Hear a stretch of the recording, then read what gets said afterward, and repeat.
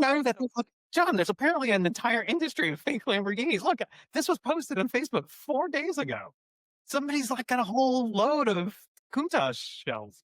It's an interesting turn of phrase, the way you've described it. But yeah, I mean, I get it. Like, who doesn't want to look like they drive a Lamborghini when they don't? This was $3,500. Nobody could tell the difference. Right. All right. So look, it all comes, in my mind, in my opinion, it all comes down to the price. Because if you're telling me I'm only saving 30% over an authentic Lamborghini, then I'm out. I don't, oh God, please stop my eyes. What are you doing? That's not great. You don't like the flares? No. The bicycle. Look at the bicycle over here. Thrown in a Yeah, that's fine. Yeah, they live in Florida. How would they not? John. Oh my God, that's even worse. What is going on? I think that's the same car that anyone have headlights for Murcielago? Yeah, just go to your Nissan dealer. Oh wait, that's not the right. That's the Diablo. All right, I really. Oh no! Why don't you show me that? Timu Batman just called. Oh, that's not great.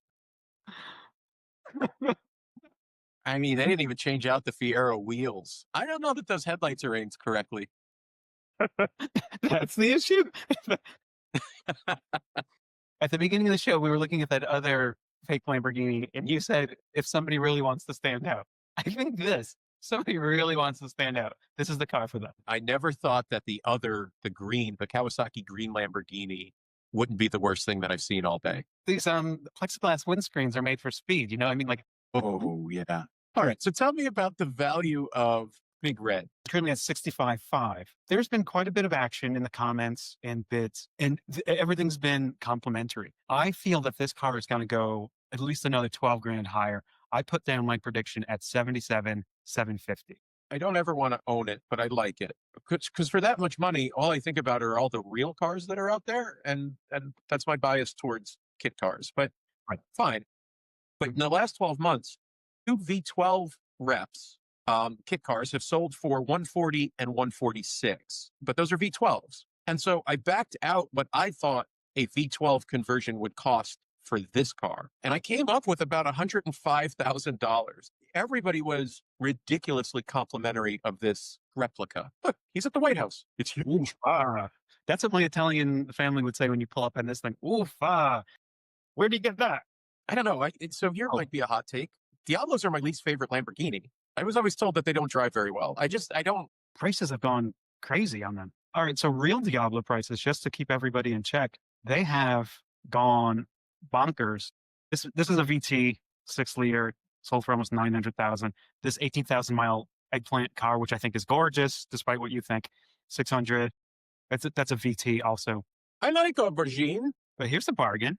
All right, let's not go down a rabbit hole. I know we're supposed to be looking at something else. All right, we made our predictions on these. Next episode, we're going to see how close John or I got to the actual selling prices. What's on the table here? What are we? If I win, what do I get? And if you win, what do you get?